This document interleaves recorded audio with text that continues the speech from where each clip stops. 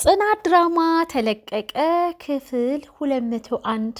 ሰላም ጤና ይስጥልኝ ውድና የተከበራችሁ አድማጭ ተመልካች ቤተሰብ እንደምን አላችሁ? ባላችሁበት ሰላማችሁ ብዝት ይበል። ለዚህ ቻናል አዲስ ሆናችሁ ቻናሉን ሰብስክራይብ በማድረግ ቤተሰብ የሆኑ ነባሮች ላይክ እና ሼር እያደረጋችሁ አበረታቱኝ። በጽናት ድራማ በባለፈው ክፍል እንዳየነውና እንደተመለከትነው ጽናትና ሶሲ ተፋጠው ነበረ። ጽናት እንግዲህ ሶሲን እጇን ገትታ ነበረ ከግቢ ውጭ እንግዲህ የወረወረቻት። ነገር ግን ሶሲ እጇን አንጠልጥላ ከግቢ ውጭም ብታፈናጥራት፣ ነገር ግን ሶሲ በትዕግስት ጽናት እያለች ምሩ ላይ የታሰበውን የተንኮል ሴራና ምሩ አደጋ ላይ እንደሆነች ልትነግራት ብትሞክርም የኔን ቤት በጠበጥሽና እንግዲህ የኔና የኪራ ነገር መጨረሻችንን ካየሽ በኋላ ወደ ናሆምና ወደ ምሩ ሄርሽ ማለት ነው በማለት ያ የበፊት ማንነቷን እንግዲህ ጽናት እያስታወሰቻት ሶሲን በስድብ እንግዲህ ሙልጭም ስታደርጋት ነበረ።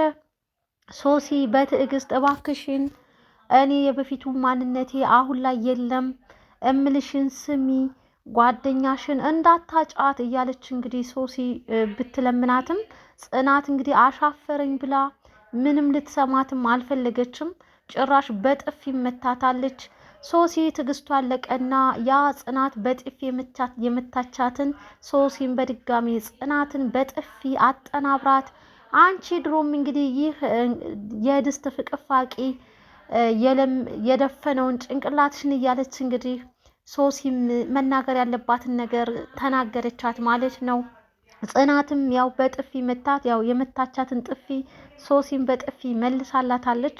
በዛ ነበር እንግዲህ በጣም በሚያሳዝን ሁኔታ ያው ሶሲ ያየችውን የሰማችውን ነገር እንግዲህ ለመናገር ብትሞክርም ተቀባይነት ተሰሚነትም አታለች ማለት ነው። ለናሆምም እንግዲህ ያኔ እጅጉን በጣም ለምናው ነበረ፣ ግን ናሆምም እድሉን አልሰጣትም። ያም እንግዲህ ማለት በዚህ ድራማ ላይ እጅጉን በጣም እንግዲህ እያየንና እየተማርን ያለበት አንዴ ሰው ከተሳሳተ በዛ በወዳጆቹ እምነት ድጋሚ ማግኘት እንደማይችል እንግዲህ በደንብ አድርገን በሶሲ ተመልክተነዋል። በመጀመሪያ ሶሲ ወደ እነሱ ስትመጣ የምርም እንግዲህ በፊት የቀራትን በቀል ወይንም ለመረበሽ የመጣሽ ነበር የመሰለን። ነገር ግን ሶሲ የምርም ትክክለኛ ጓደኝነታቸውን ትፈልጋለች። ምክንያቱም እንግዲህ በምሩ ላይ ያለውን ነገር አይተናል፣ ተመልክተናል ማለት ነው። ነገር ግን ማንም ሰው ሊሰማት አልቻለም። አሁንም እንግዲህ ለመረበሽና የሰውን ሕይወት ለመበጥበጥ እንዲሁም ደግሞ የሰውን ባል ለመቀማት ያሰበች ያክል ነበር የመሰላት ጽናትም ማለት ነው።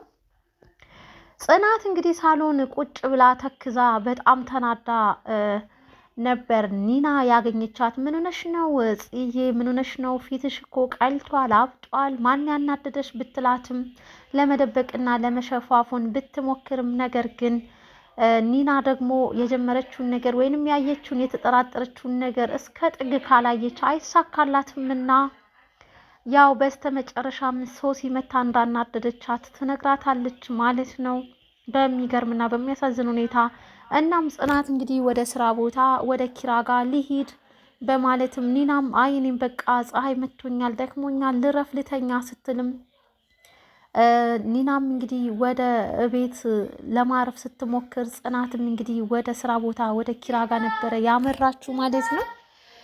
ኪራ ጋር እንግዲህ በመሄድ በጣም በሚገርም ሁኔታ ያ እንግዲህ ሀና ኪራን በጣም ታናድደዋለች። በስራ ቦታ ስራዋን በጣም ቢወድላትም ግን ከስራዋ ሳይድ ኢፌክት ያሉ ነገሮችን ጭራሽ አይወድላትም እና በሚገርምና በሚያሳዝን ሁኔታ እንግዲህ ስትደነባበር ውሃ ደፋችበት እላው ላይ። ኪራ በጣም ተናደደ።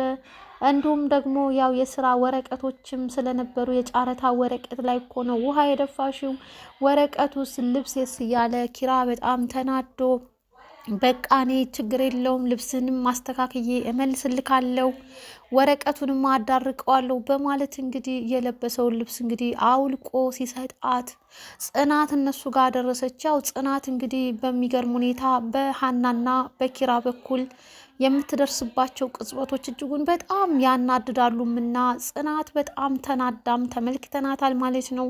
በድጋሚ በተደጋጋሚ ለሀና ማስጠንቀቂያ እየሰጠቻትም ተመልክተናል። ኪራኔ ባለቤቴን በደንብ አድርጌ ጠንቅቄ አውቀዋለሁኝ፣ ሰውም አይመኝም አይፈልግም፣ አንቺ ግን ተጠንቀቂ ብላታለች። ሀናም አንቺ እንዳሰብሽው አይደለም ብላ እንግዲህ መልስ ሰጥታታለች ማለት ነው። ጽናት በሀናና በኪራ ሁኔታዎች በምታያቸው ነገር እጅጉን በጣም እየተረበሸችም ተመልክተናታል ማለት ነው። በሌላው በኩል እንግዲህ እጅጉን በጣም ደስ የሚያሰኘው ነገር እንግዲህ ምሩ ከመኝታዋ ላይ ተነስታለች። ሰውነቷ መንቀሳቀስ ጀምሯል። ይህንን ያየችውና የተመለከተችው ሀዊን በጣም ተናዳለች። ምሩ ራሷን አጠንክራ ከተኛችበት ለመነሳት እንግዲህ ብዙ ጊዜ ጥረት ስታደርግም ስትሞክርም ነበረ። እናም እንግዲህ በዛሬው ዕለት እንግዲህ ሙከራዋ ተሳክቶላት በጣም ደስም ተሰኝታ ተመልክተናታል። ስትቆም እንግዲህ ልትቆም በጣም እየሞከረች ባለችበት ታይም መኝታዋን እንግዲህ ለቃ ብድግ ብላ ቆማ ስታበቃ ናሆም ይደርሳል ማለት ነው። በጣም ደነገጠም፣ እጅጉን በጣም ደስም ተሰኘ። እናም እንግዲህ ቅፍ አድርጎም እንግዲህ ሲስማትም ነበር። በጣም ደስ ተሰኘ ናሆም ማለት ነው። ይህንን ደስታውን ለሀዊ ነበር የነገራት። ሀዊ ደግሞ በጣም ተናደደች በተቃራኒ። ምክንያቱም ምሩ እዛው መኝታዋ ላይ ሆና እንድትቀር ነው የምትፈልገው። እናም እንግዲህ ምሩ የምትገላግልበትንና ከዚህ ከምድረ ገጽ የምትጠፋበትን መንገዶች ነበር ለማመቻቸት እየሞከረችም ያለችው። ነገር ግን ሀዊ በዛሬው ዕለት ስትናደድ፣ ናሆም ደግሞ ከቅርብ ወዳጅ ዘመዶቹ ጋር ደግሞ ሲደሰት ተመልክተነዋል ማለት ነው። ስልክ በመደወል እንግዲህ ወደ ጽናትና ኪራ እቤት እንድትመጡ በአስቸኳይ ፈልጋቸዋለሁ አላቸው። ወደዛ እነሱን በተባሉበት መሰረት ሄዱ። ሰርፕራይዝ አደረጋቸው። ምሩን ደግፎ እንግዲህ ወደ ሳሎን ወሰደላቸው። ምሩ ቁማ በመንቀሳቀሷና በመራመዷ እጅጉን በጣም ደስ ተሰኙ። እንግዲህ ሁሉም እርስ በራሳቸው ተቃቅፈው ደስታቸውን እንግዲህ ሲያጣጥሙም ተመልክተናቸዋል ማለት ነው። በሌላ በኩል እንግዲህ ሰኒና ጆከር እጅጉን በጣም የስቀቀን ኑሮ እየኖሩ ነው። በሰኒና በጆከር መካከል አንድ ሰው ተከስቷል። ይህም እንግዲህ ማን ነው? ስፒድን እንግዲህ ሲያጠፉት ያያቸውና የተመለከታቸው ሰው ነው። ቁም ሰቀላቸውን እየሰቀላቸው እያሰቃያቸው ይገኛል ማለት ነው። እንደፈለገ ይወጣል ይገባል፣ እንደፈለገ ይናገራቸዋል፣ እያሰቃያቸው ይገኛል። እንግዲህ ሰኒም እኔ በዚህ ህይወት እንዴት ነው መቀጠል ያለብኝ? አልችልም በጭራሽ እያለች እንግዲህ በጣም ተናዳም ይሄንን እውነታ ለፖሊሶች ማሳወቅና መናገር አለብኝ በማለትም እንግዲህ ወስናለች።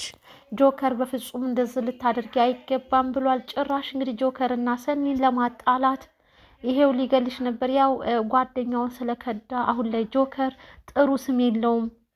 የቅርብ ወዳጁን ጓደኛውን የጎዳና አብሮ አደጉን የሱን ነፍስ ያጠፋ ሰው ለሰኒ አይራራም የሚል ያው ያስመስላል እውነት ለመናገር እና አሁን ላይ ሰኒንና ጆከርን ለማጣላት በመካከላቸው እንግዲህ አንድ የነሱን የሰሩትን ስራ እውነታ የሚያውቅ ሰው ተከስቶ እንግዲህ እያስፈራራቸው ይገኛል ማለት ነው። ትልቅ ስቀቀን ውስጥ እና እጅጉን በጣም በሚያሳዝን ሁኔታ ውስጥ እንግዲህ የሰኒ ህይወት ሰኒን የምናውቃት ፈታ ብላ ዘና ብላ የምትኖር ነበረች። ነገር ግን እጅጉን በጣም በሚያሳዝን ሁኔታ እንግዲህ ትልቅ ውጣ ውረድ ውስጥ እንግዲህ ትገኛለች ማለት ነው። ኪራ እንግዲህ ኪራና ጽናት በነምሩ ቤት ይገኛሉ። ናሆም እራት እዚሁ እኛ ቤት ነው የምንመገበው የትም አትሄዱም በማለት እንግዲህ ደስም ተሰኝቷል።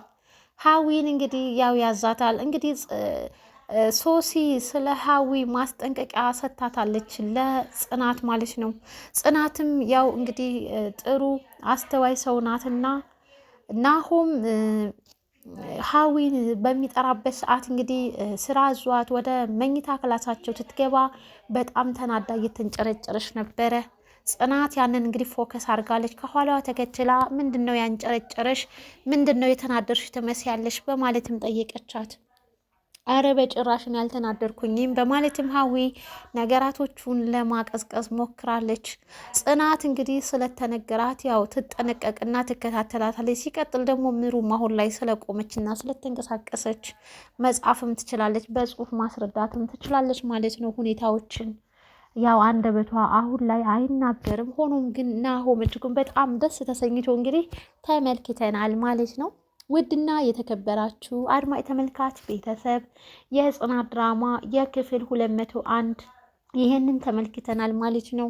ሶሲም እንግዲህ ተስፋ ቆርጣ ከዚህ በኋላ ማንም ሰው አያምነኝም፣ በቃ ይሻለኛል ብቸኝነቴ ብላ የብቸኝነቷን ህይወት ለመጋፈጥ እንግዲህ ወስናም ተመልክተናታል ማለት ነው። ሰኒና ጆከርም እንግዲህ በስቀቀን ተመልክተናቸዋል። በነናሁም ቤት ደግሞ እጅጉን በጣም ናሁም ምሩ ስላገገመችለት በጣም ደስ ተሰኝቶ ተመልክተነዋል። ቅዱስም እንግዲህ በሚገርም ሁኔታ እንግዲህ ቅዱስ ቤትም እንግዲህ ዘመዱ ልትመጣና ልትንከባከበው በስልክ አብስራው እንግዲህ መንገድ ላይ ነኝ ብላዋለች። እንግዲህ ሁሉም ያው ደስ ተሰኝተው ተመልክተው